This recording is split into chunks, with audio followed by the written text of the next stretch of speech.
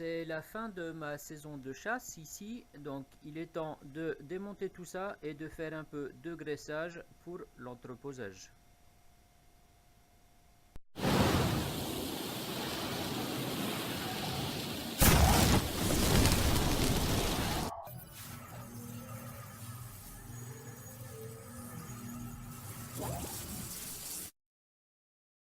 Je me suis bien sûr assuré que mon arme n'était pas chargée et que j'avais pas de plomb inséré dans la chambre. Première chose à faire, c'est de vider le réservoir d'air. Donc près, juste devant notre prise de remplissage, on a ici, donc on est tout en American Standard, donc ça c'est une clé de 5/64e et on dévisse.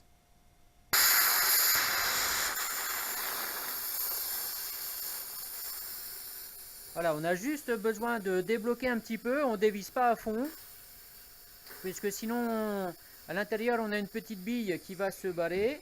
On va la mettre, hop, on va mettre ça dans l'autre sens.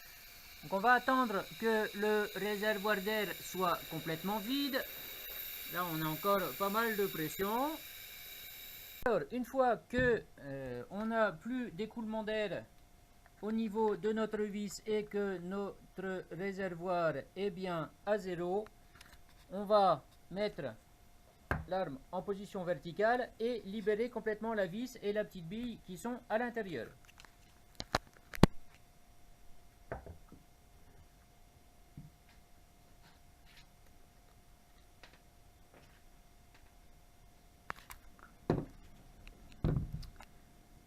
Voilà notre petit bouchon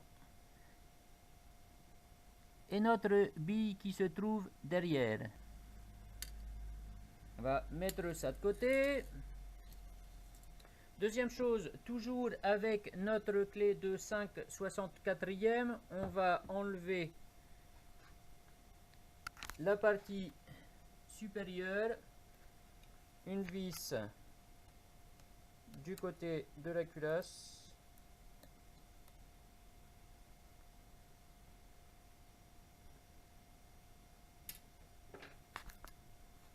Une vis du côté de la bouche de l'arme.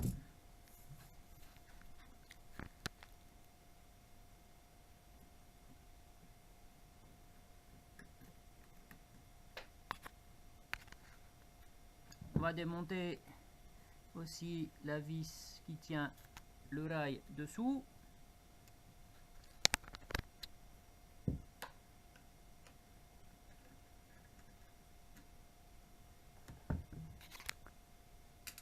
Voilà.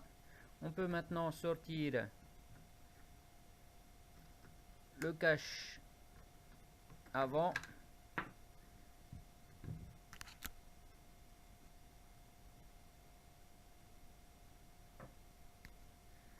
Et on va sortir la partie supérieure.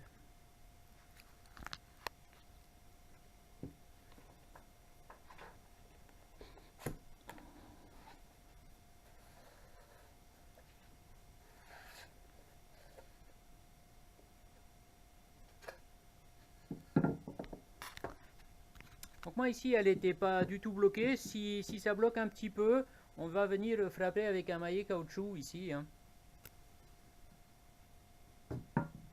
On va venir démonter notre cache plastique ici, toujours avec la même clé de 5/64e.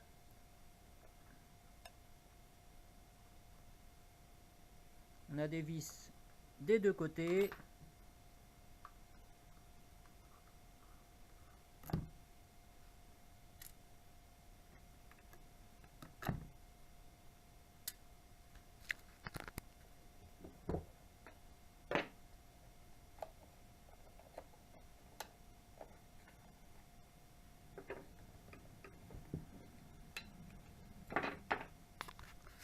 Voilà qui est fait. J'ai réussi à tordre un peu mon levier d'armement. J'ai eu un incident de tir en fait. J'ai a priori mon marteau qui s'était un peu bloqué et j'avais un peu tordu mon levier d'armement, donc ça je le changerai. Je vais m'en recommander un sur le site de Pitbull Airgun. Ils en vendent un spécifique, donc je me rachèterai ça. Je vais maintenant sortir le canon, donc démonter ces deux vis ici et ici. Là je passe avec une clé de 3/16e.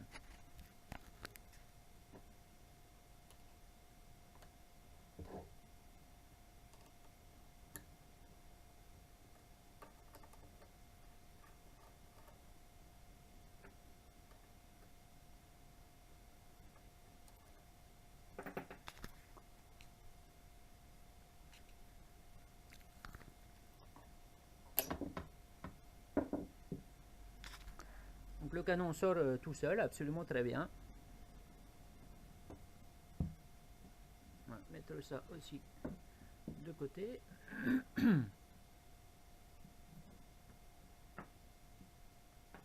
Alors, on a deux vis qui sont différentes. On a la vis qui est sur l'avant, qui a, on a l'empreinte de ce côté-là, et de l'autre côté, elle est plate. La vis qui est sur l'arrière, on a l'empreinte, et là, on a un petit téton qui vient se loger dans, avec un peu de lumière, voilà, dans le trou qu'on a devant ces plats et sur l'arrière. Donc on a un petit trou au niveau du méplat. Donc ça c'est pour bien remettre le canon en place. On va ouvrir la culasse à fond et donc par nos deux orifices, par celui qui est derrière, on va voir, voilà, ici au fond c'est le trou de passage d'air. La petite pièce, le petit tube en plastique qui est ici, c'est une partie du bridage, puisque le bridage se fait simplement par donc la réduction de cet orifice d'air et par le changement du ressort de marteau. Je vais essayer de venir chercher cette sleeve au fond, soit avec un petit crayon comme ça, soit directement en tapotant à l'envers.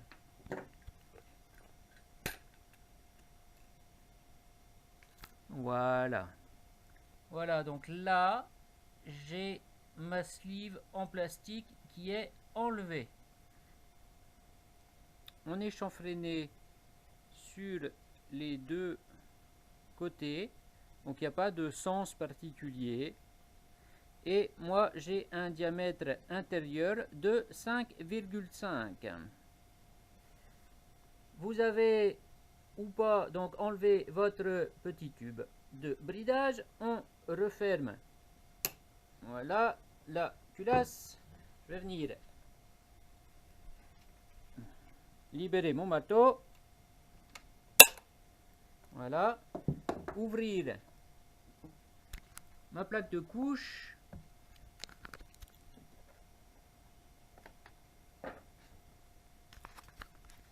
et je vais venir sortir mon ressort de marteau ici.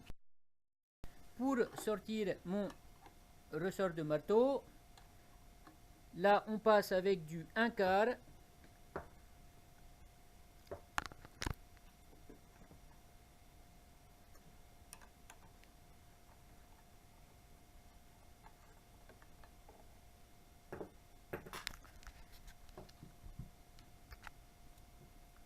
Le bouchon et mon ressort avec le guide à l'intérieur. Donc ça, normalement, si vous êtes bridé, votre ressort ici n'est pas le même. On voit ici notre marteau. Pour pouvoir sortir notre marteau, il va falloir qu'on accède au côté de la culasse et donc qu'on enlève notre habillage plastique. Pour ce qui est de comprendre donc le bridage, eh bien, le sleeve de transfert au niveau du passage d'air, le ressort différent. C'est tout. Bon, moi je vais continuer mon démontage pour faire mon graissage. Donc je vais sortir tout mon cache plastique. Et pour ce faire, j'utilise une clé, donc toujours en US standard, de 7/64e.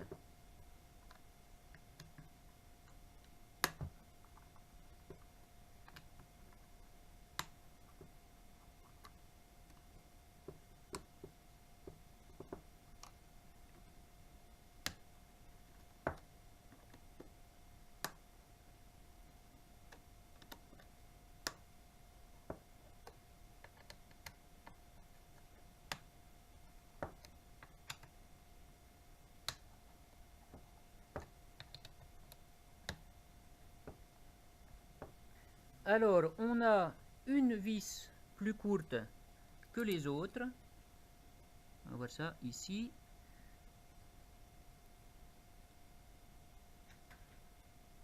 Voilà, donc une vis plus courte pour le maintien de la croche de sangle au niveau arrière. Toutes les autres qui sont là sont de même taille. Il nous reste à ouvrir. Voilà, tout bêtement. On a notre sécurité ici qui se fait la malle, mais ça n'a aucune importance.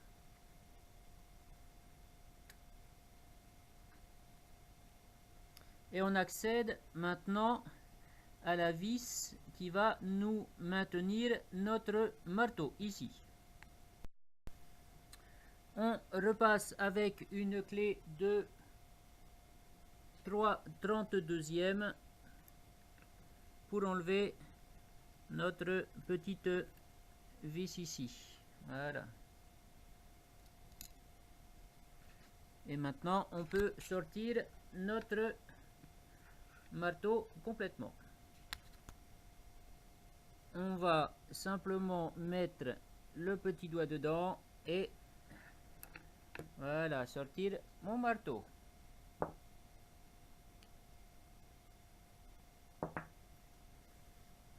Bon, je vais inspecter le logement de mon marteau, nettoyer un petit peu tout ça, voir au niveau de mon mécanisme de détente si j'ai pas de petites crasses aussi, voir au niveau de mon orifice ici de libération d'air si j'ai pas de petites crasses aussi, bien que normalement le filtre qui se trouve à l'entrée d'air fera son travail pour pas qu'on ait de crasse qui rentre dedans.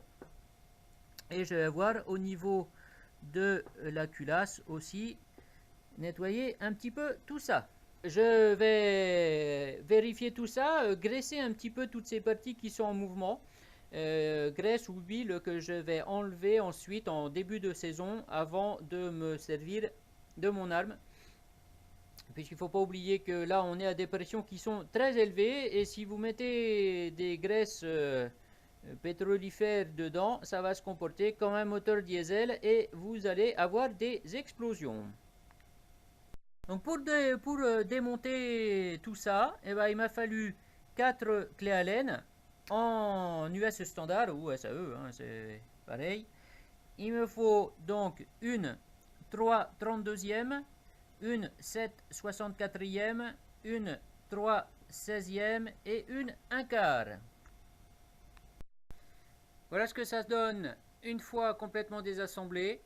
Maintenant, il n'y a plus que du remontage à faire. Je vous dis bon courage et à bientôt pour de nouvelles aventures. Allez, ciao!